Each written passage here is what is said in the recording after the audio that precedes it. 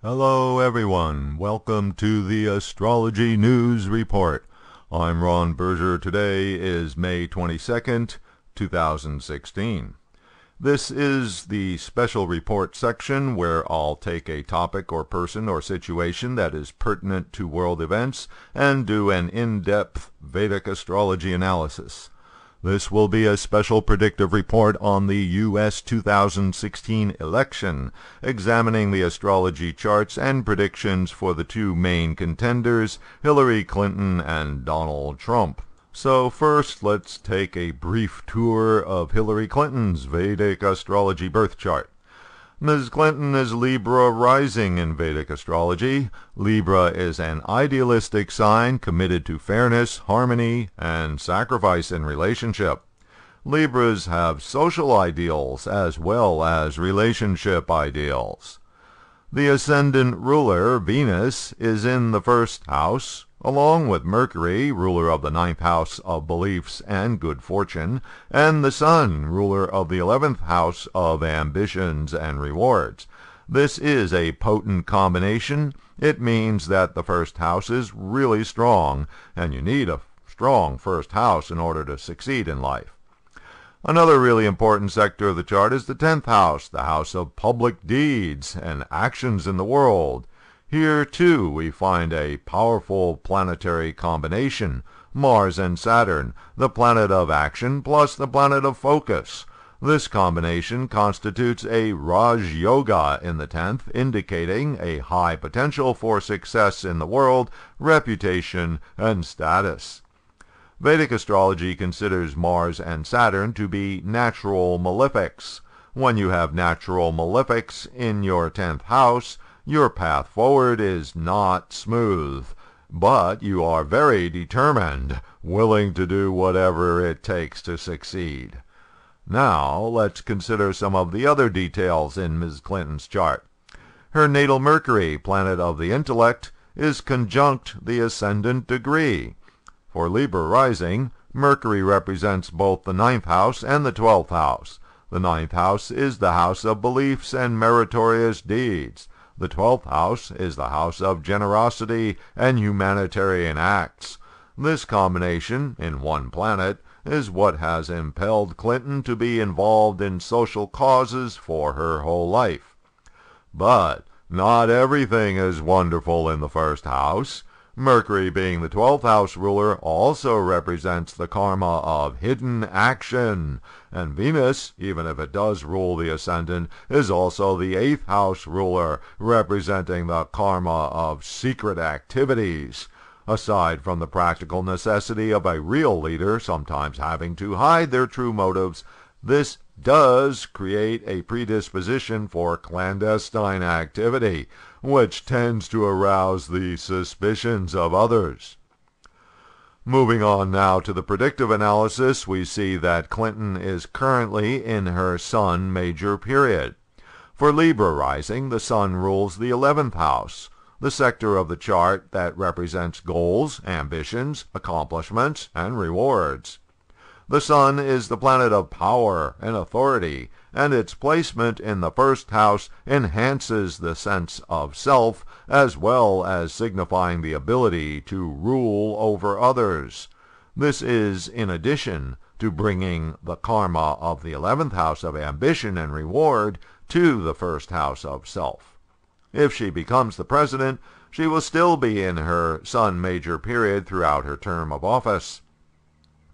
In early 2016, while the Democratic primaries were taking place, Ms. Clinton was in her Mars sub-period of the Sun major period. Mars is the planet of action and combat and victory. Strong in her 10th house of public life, Mars also activates her 2nd house of speech. So, the beginning months of 2016 were exceptionally strong for her. And here's something interesting. Note that Mars, as the ruler of her 7th house of the direct opponent, also gave her a strong opponent during the primaries. Now comes the Rahu sub-period for Ms. Clinton, which will last her through the election until March 2017. Rahu is the significator of ambition in her 8th house of vitality, transformation, financial involvement, and secret activities. This is a somewhat problematic placement in her chart, an indication of doing something that will expose her to another manifestation of the 8th house, humiliation. But will it knock her out? Rahu is considered strong in Taurus, the sign of the bull, and the bull does not back down. Also, the 8th house is the house of support. The last months leading up to the election will be all about getting the support of others. Looking over at the transits, we see that in 2016, Jupiter, the planet of opportunity and optimism, is transiting in Leo, the 11th house of the chart, the same part of the chart that is activated by the Sun major period. This transit is very fortuitous for Mrs. Clinton. Jupiter boosts the karma of her 11th house, as well as sending a favorable aspect to her natal moon, an excellent transit for getting the favor of the public. Also with Jupiter is Rahu, the significator of ambition and material success, which is considered very beneficial when transiting through the 11th house. But 3 months before the election happens, Jupiter leaves Leo and enters Virgo, her 12th house of loss. Although this position is not as favorable to her chart, it does have an interesting interpretation in Vedic astrology. Jupiter is the planet of benefits. The 12th house is the unknown. Thus, the potential to benefit from the unknown, in other words, by way of divine providence, which will intercede on Ms. Clinton's behalf before the election. And now we turn to Donald Trump and his Vedic astrology chart and his potential for winning in November. The first thing we notice about this chart is that there are a lot of intense planetary combinations, indicating that this is an unusual life. First off, note that he is Leo rising, with Mars closely conjunct the ascendant degree. Leo is the sign of royalty. Leo people have a natural instinct and a talent for being in charge. Leo wants to be known. Leo is a sign that prefers large projects. Being a fire sign, Leo is self-centered and prone to self-aggrandizement. Mars is the action planet, as well as the planet of combat. When Mars shows up in the ascendant of a birth chart, the person is ambitious and naturally aggressive. Mars combined with Leo makes one a general, someone born to command others. Notice that the Sun, the ruler of the Leo ascendant, representing sense of self, is in the 10th house of public actions, career, and business success. This placement ensures that the natural Leo desire to be known does manifest in his life. The Sun is closely associated with Rahu and Uranus. Rahu, especially in Taurus, is a signification of material success. Rahu, especially in the 10th house, is obsessed with success. Uranus is the planet of independence and rebellion. Thus, Mr. Trump attains material success on his own terms, in his own way, and, being a Leo, he wants everyone to know about it. Now look at his natal moon. It's a full moon. Yep, the Donald was born on a full moon, and it is strongly placed in the 4th house and tightly conjunct the other eclipse point, Ketu. In fact, Mr. Trump was born just hours before a total lunar eclipse. And it's a Scorpio full moon. Remember, Scorpio is one of the power signs with strong desires and a strong intuition, a natural-born psychologist. Kinda special, but not necessarily all good. The combination of Ketu and Moon is quite a strange one. It can make a person psychic, or just idiosyncratic, unstable, volatile, and paranoid. Combine that with the planet of combat, Mars, conjunct the ascendant degree, and you have someone who reacts very strongly to any perceived slight or attack. Looking around the chart at some of the other positions, note that Mercury, the planet of the intellect, is in its own sign, Gemini. This makes Mercury, the planet of learning and communications, strong. This guy is no dummy. Remember, he graduated first in his class from the Wharton School of Economics. Note, too, that Gemini is the information vacuum cleaner of the zodiac, pulling little bits of data from everywhere without much discrimination. Mr. Trump is known for quoting the National Enquirer. Okay, one last item about his birth chart, that weird tight conjunction of Venus and Saturn in his 12th house. The 12th is the house of the unknown, including people who you don't personally know, in other words, the general public. A lot of politicians have strong 12th house planets in their charts. Here we find Venus, the planet of love and sociability, which in the 12th house makes it easy for the masses to like him. Closely conjunct Venus is Saturn, the planet of control. In the 12th house, Saturn can give you the ability to control people who you don't know. Very handy for anybody who rules over others. So, he's a charismatic manipulator. By the way, Venus is the ruler of his 10th house of career. Venus is the planet of entertainment. Here in the 12th house of the masses, of course, what is Mr. Trump known for? Okay, that's a brief tour of the Donald's natal chart. Now let's take a look at the predictive analysis. Mr. Trump is currently in his Rahu major period, which started for him back in November 1998 and continues until November 2016, in other words, right up to the 2016 elections.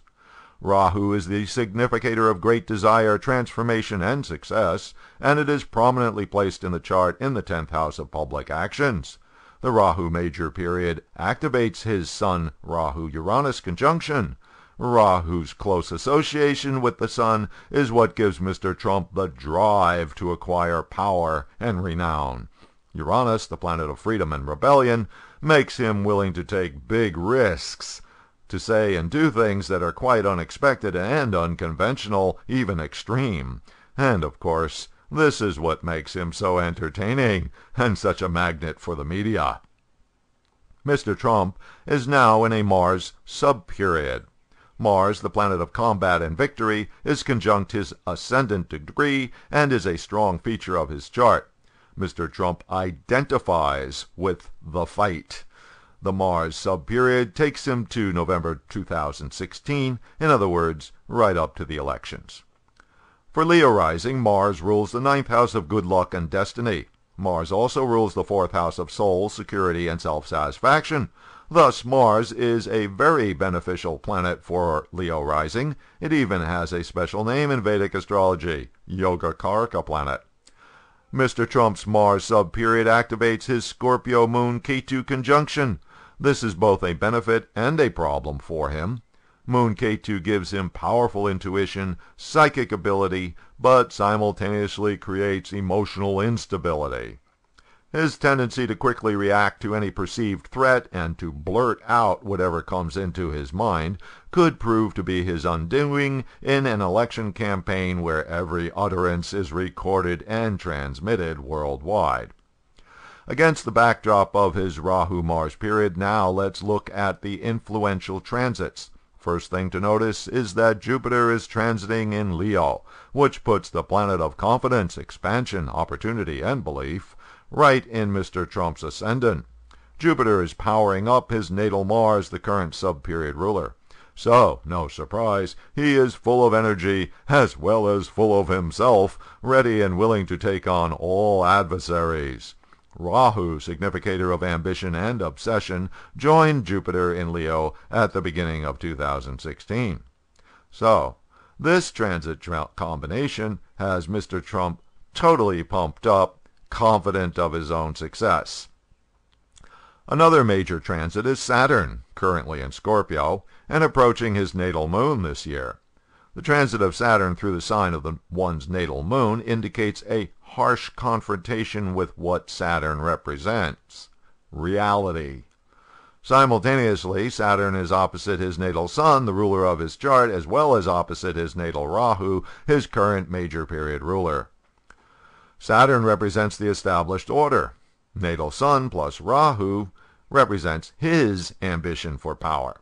So here we see a perfect astrological representation of the Donald's main problem. The established Republican power structure actually opposes his bid for the highest office. What can be said at this point is that Mr. Trump's astrology chart has a lot going on in his favor and, simultaneously, a major problem. But what happens in November? With the help of astrology, we can look at where the planets will be on that fateful day and see how each of the contestants will fare. Here's the chart of Tuesday, November 8th, 2016, set up for when the polls open in Washington, D.C. A transiting planet inserts its energy into the house it transits through. So, how do these transit positions affect the contestants' charts? For Ms. Clinton, the Sun and Mercury land in her Libra ascendant, with the Sun closely aligned with and powering up her natal Venus. Venus, her chart ruler, winds up in her third house of making efforts and is closely aspecting her natal Uranus. The moon is energizing her fifth house, where her natal moon is. And as noted before, Jupiter is in her 12th house, signifying benefit from the masses, and on the day of the election is exactly conjunct her natal Neptune, planet of dreams and idealism. The malefic planets are the ones predisposed to cause trouble. Mars is the planet of attack as well as victory. Mars is in the beginning of Capricorn, aspecting her 10th house of success and reputation, and afflicting her natal Mars and natal Saturn, indicating a fight. But the aspect of her natal planets is far from exact. Saturn is in her 2nd house, in a late degree of Scorpio, and although it may cause some trouble to her natal Jupiter, again, the aspect is far from exact. Now let's look at what the transits are doing in Donald Trump's chart on election day. Of the benefic planets, Jupiter, Mercury, and Venus, only Jupiter is interacting with natal planets, namely, transit Jupiter on natal Jupiter. It's in the 2nd house of speech, where it boosts his natal Jupiter propensity for declaring his personal beliefs to everyone far and wide.